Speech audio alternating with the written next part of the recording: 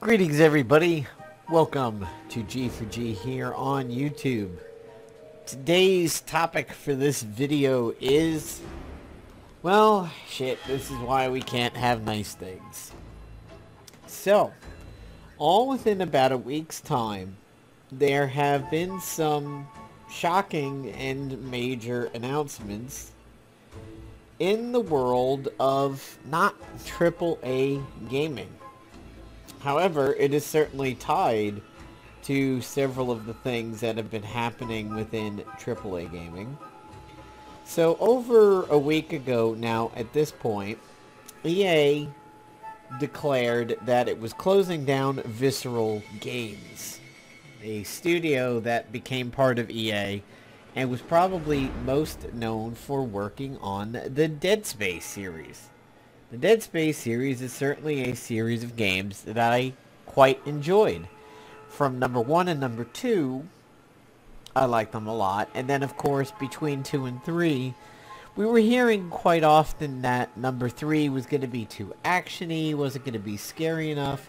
I still love 3. My only problem was I didn't like some of the areas that were gated behind multiplayer.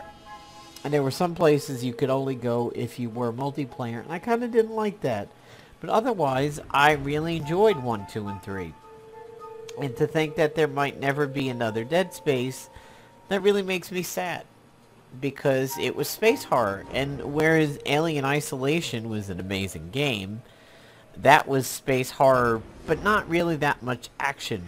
Dead Space 1, 2, and 3, of course, was space horror action. Or space sci-fi horror action. You know, Alien Isolation was great and all, but it was more about like a stealth game and avoiding trouble, whereas Dead Space, it was all about, well, killing the fucking trouble. So what you see before you is a game called Amazing Eternals, which is made by Digital Extremes. Now, Digital Extremes, in case you don't know, goes as far back as the first 3 Unreal games. So UT99, 2K3, and 2K4, Digital Extremes partnered off with Epic. And, of course, they're most recently known for Warframe.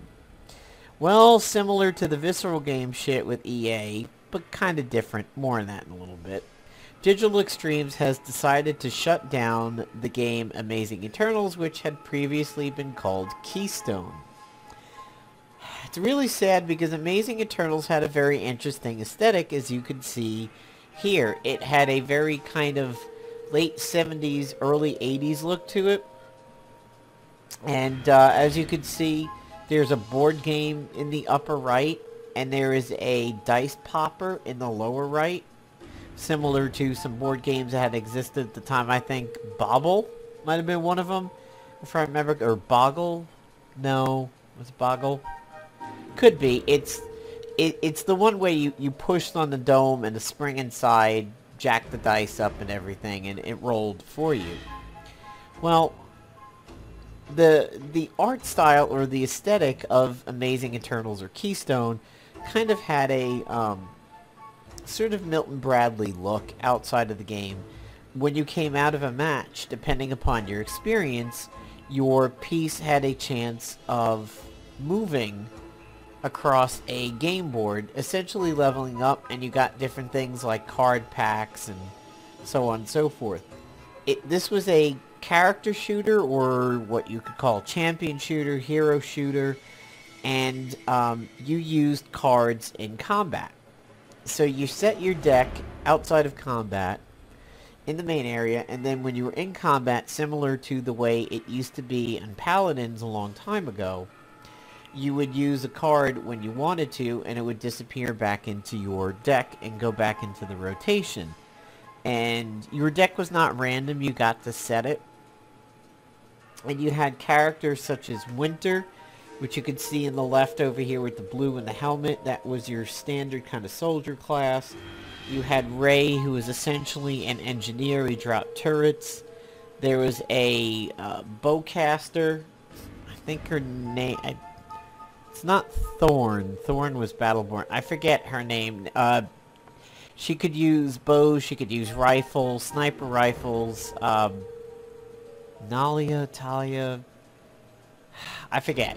Some of her abilities were like to drop a trap, like a wind trap that might knock you off the edge. There was Dread Havoc Bag, which was a in-your-face shotgun guy who I always found did ridiculous damage if he got close to you, and I thought he was overpowered. There was a giant Groot-ish kind of tank that took a ton of punishment. He was so big and took so much punishment, you would almost think he was like an NPC, like a map NPC or something. Towards the end of the game, they did eventually add a healer, like a water-based kind of healer chick who seemed pretty fragile. It was a fun game. It had a different look to it, a different style of gameplay than a lot of the other games out there. One of the most common modes is that in the beginning you fought over a crystal, neutral crystal. If you won, you had to attack. I think it was defend on the first one. I think you may have attacked on the first one if you won the neutral. And then it would go back and forth where you would attempt to defend your crystal from being siphoned, or if you were on attack, you stood close to the crystal and you siphoned it out until it got to 100% siphon, and then it would reset and you would do a different crystal somewhere else on the map. So it's a shame to lose this one. This one is an unfortunate uninstall at this point. But in other sad news, most of Motiga was shut down by Perfect World Entertainment. Now, PWE acquired Motiga a couple years ago. What was happening is Motiga was a small studio that was producing this game called Gigantic. They would eventually go on to pair off with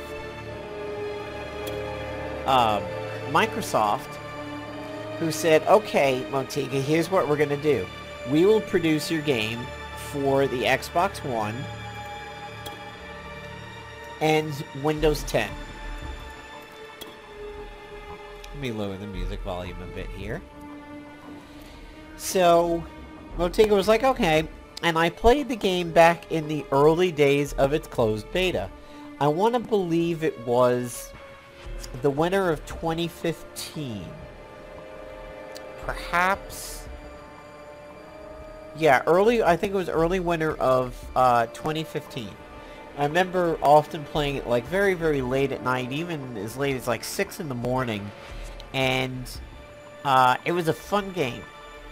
The tutorial has changed a lot since then, but the game itself has remained relatively close to the same throughout its lifespan. Where some games like Paladins have changed drastically, and even Keystone's changed quite a bit. So, the beta at the time, the closed beta, disappeared. But, I mean, we knew it. Like, we knew it was happening, they talked about it. It wasn't like you went to log in one day and it just wasn't there. And they were like, okay, you know, we're going underground for a little bit, this stuff is happening. And I stopped hearing about the game and kind of always wondered, like, hey, what happened to that Gigantic game? I wonder when it's coming back. Well, the reason was, at the time, is Microsoft went ahead and dropped them. So, after trying to get in with other companies, Perfect World came by and said, hey, we'll pick you up, and we will produce the software. You could still have it on Windows 10 and the Xbox One, but we're going to produce a variation of it that can be played on Steam and our Arc client, no matter what the operating system. So they were like, okay, and now you essentially had two worlds that existed. You had the Windows 10 Xbox One world, and of course, as you know, on Windows 10 you can play an Xbox game at your computer just by hooking up a controller and running the app. So it kind of made sense that they were sharing the same user database and everything like that, because there was honestly nothing stopping you from playing Gigantic not natively. Just stream it from your Xbox. Well, they would eventually go on to produce a beta that was in the Arc client, but I often had a lot of problems with that version. The reason being is that I would often get a lot of screen issues where it would letterbox pretty badly on like the left and the top, and then the mouse would not reach all corners. It was almost unplayable because I couldn't get to the settings. Where's the body? So I never knew Beckett was female until recently. Yeah. Never had any idea until I noticed it said her. I was like, that's a she? I've always thought Beckett was a guy. So it started coming back around again under PWE, and at the time that I found out that PWE was going to be producing the game, I was very hesitant to totally believe in this, because I'm a firm believer in the PWE curse. It often happens that when PWE gets a hold of the game, it's going to be cursed. A great example of that was Zombie Studios doing Blacklight Retribution, and BLR would eventually wind up having to not be with Perfect World anymore. It now belongs to Armored Suit Games, I believe it is, or Suit Armor, something like that. So I was very, very cautious, but at the same time, I was very, very happy for them because I wanted this game to come out.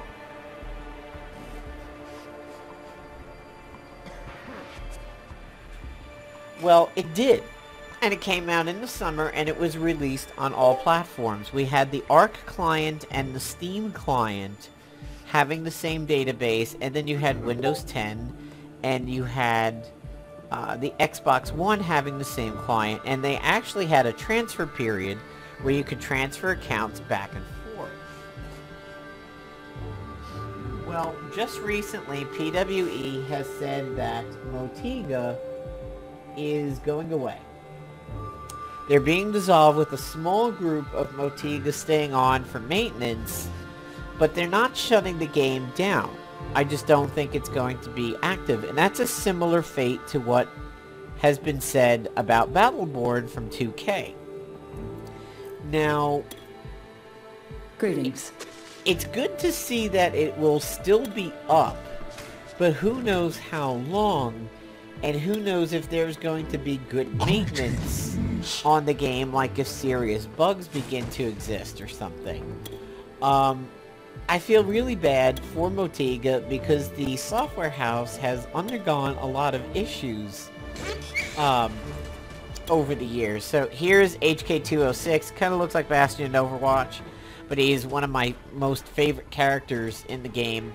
Happened to be playing him earlier and had a phenomenal game on him, or something like 20-3, and had a ridiculous efficiency. I think I had like a 13 efficiency, and the next closest was 9.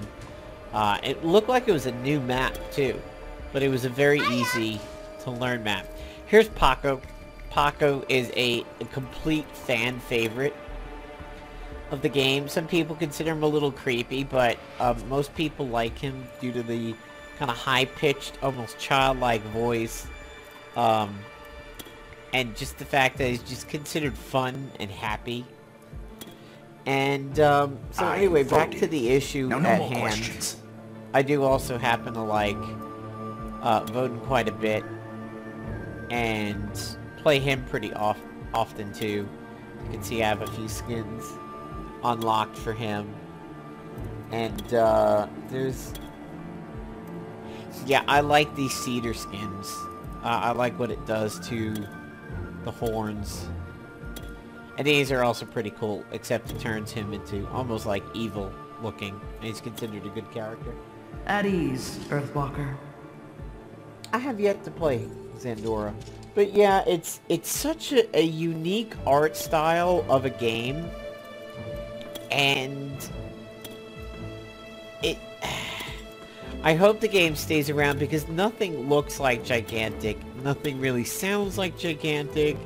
It's a very Salutations. unique art style that is cel-shaded, but not the run-of-the-mill cel shading, and How you doing? it's just a fun game. We don't exactly know why PWE is shutting down Motiga, but a little after announcing what it was doing to Motiga, they also said that they're getting rid of Runic Games, which has done Torchlight 1 and 2, and a new game called Hob, which unfortunately I don't really know anything about, but I plan to look it up. I'm hoping it's maybe Metroidvania-ish, but yeah, so Runic, Motiga, and the division of Digital Extremes that was working on Amazing Eternals / Keystone, all kind of like back to back to back to back to back, are just getting shit on. And I'm upset for, I mean, Torchlight 1 and 2, I'm sure they're going to be around and playable in the catalog. I played a lot of Torchlight 1 over multiple characters. I had my fun with it. Torchlight 2 I started but didn't get that into it. Or I shouldn't say didn't get too far. I still think it was an enjoyable game. It was just a little bit different. And it's really sad to see these games go out like this. Especially Gigantic. I hope Gigantic does continue to find its life. I have more invested in Gigantic than I did Amazing Eternals, but both games are going to be sad to go. And for me, my shooters are becoming really limited now, because Battleborn is not going to be kept up to date. Evolve went under twice. Battleborn kind of went under twice in the sense that you paid to play it, and then it went free to play, and it died 2 times, similar to Evolve. Gigantic could be in trouble. Amazing Eternals is dead and not coming back. Quake could have some kind of bad queue times. I don't know the player count on Quake Champions. Lawbreakers, poor Lawbreakers. I mean, it's an amazing game that reviews very, very well, but unfortunately, it should be free to play. And I just happened to catch a video today on Lawbreakers isn't dying, it was murdered, and it puts the blame squarely on the fact that it really should be a free-to-play game, because it is multiplayer only with really no plot, and it started off as supposedly free-to-play before a price tag was put on it. And Cliffy B just has a unfortunate habit of kind of being a jackass at times. Now, I go back many, many, many years and being familiar with Cliffy B because of him working at Epic just around the corner from me in Cary. And he would drive to work every day in his Lambo, and he tried to be the rock star of the gaming world like that and everything. But unfortunately, when it comes to Lawbreakers, he's been kind of ridiculously stubborn and kind of jackassy about it. And it's a shame because Lawbreakers is a good game. And I'm happy he believes in it. And he's gone on record in saying that he doesn't want to abandon the game. And that there's been plenty of games out there that, you know, they get slow starts, but then they become ridiculously popular. And I think he pointed to Minecraft and maybe even PUBG as examples of that. Now, Lawbreakers, mind you, is a lot of fun, but when the concurrent player count dips as low as 10 before the free-to-play weekend, and then doesn't really even recover after the free-to-play weekend, there's a problem. And that problem is, as much as you love the game, you can't play a multiplayer-only game if there's no multiple players. So, Dirty Bomb, I think, is hopefully still doing well on Steam for Nexon. I could potentially see myself reinstalling that and getting back into playing it. Especially if Amazing Eternals gets uninstalled, and so does Battleborn, because I occasionally pop into Battleborn and just can't seem to get through the queue there either. So this is why we can't have nice things. I really do hope Gigantic is at least maintained for some time, as it is fun. I mean, I don't even really think that Gigantic is suffering the way that we talk about Lawbreaker suffering.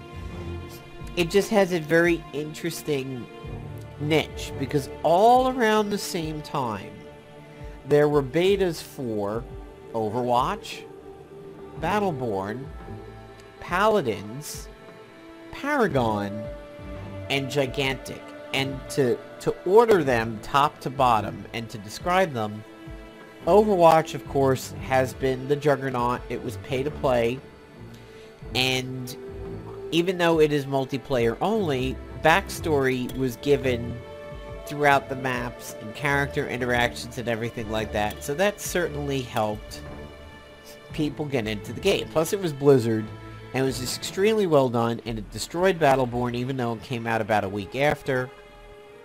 It didn't matter. It was late to the party, but it absolutely surpassed the party. It called the cops on the Battleborn party, shut it down, and then held a bigger party in the exact same building, and it encompassed 2 buildings over.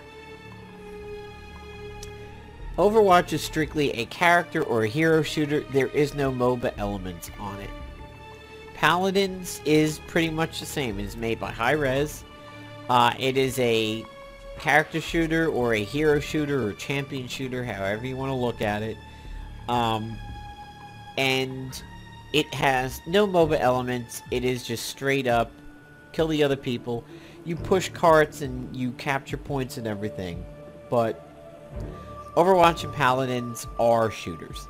Then you had Battleborn and Gigantic kind of occupying this mid-territory where they were shooters with MOBA elements in it. So for Battleborn, you had classes or characters or heroes, again, just like Overwatch. As a matter of fact, some of them were so similar, it was used as an argument against Battleborn, yet Battleborn was in beta just as long as Overwatch. So really, it's not fair to compare their stock characters to each other. The thing with Battleborn is it had MOBA elements where you had waves. You could kill enemy waves for experience, or you could focus on defending your own waves, or you could attack the enemy heroes and not really care about the PvE part of it. There was definitely MOBA elements in it, but it was a shooter.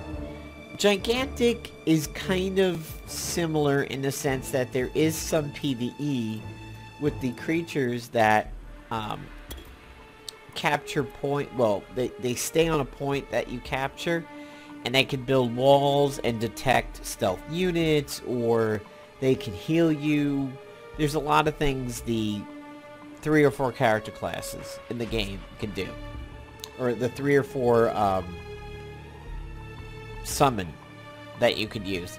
However, there really is no PvE aside from that. So again, it has some MOBA elements in that you have progression within the match and whatnot, but it is predominantly a shooter. And then of course you have Paragon, which is pretty much straight up a absolute fucking MOBA with a shooter in it. And I have not played a lot of Paragon. It didn't really stick with me, even though I was part of that beta too.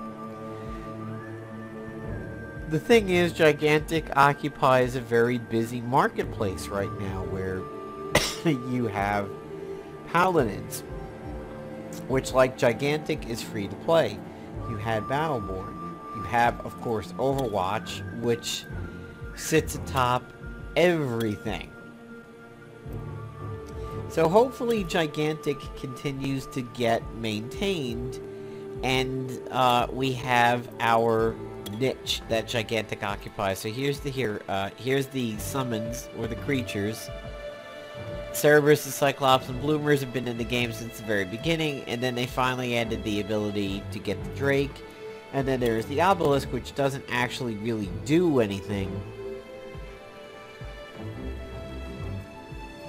But when an orb is present, it does have an ability, and it collects, it does not collect power orbs, but enemies can't collect it either. And it does not grant power when it's killed. So it's basically a dumbed down, just, you can't go here kind of blocker thing. So,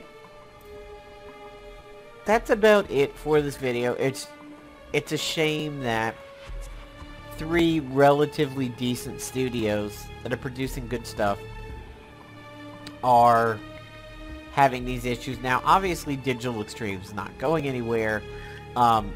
With Warframe, I do believe Warframe's even going through a bit of a surge in popularity, especially if people from Amazing Eternals go over to it.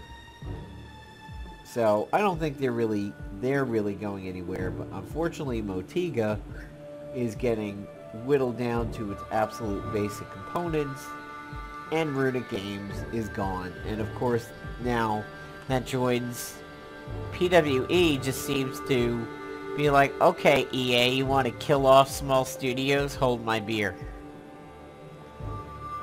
And I understand these parent companies they're in the business of being in business and everything, but it is a shame. I do believe gigantic fans really, really like the game, and it may not be the most popular thing out there, but it is enjoyable, and it is something very different. So, thanks for watching the video, guys. If you've got any other studios that seem to be getting the can lately, and they produce games that you really like, let me know about them below. And I have to, because this is a Windows Store app, I have to exit the game first, and then I can cut off the recording. See you guys later.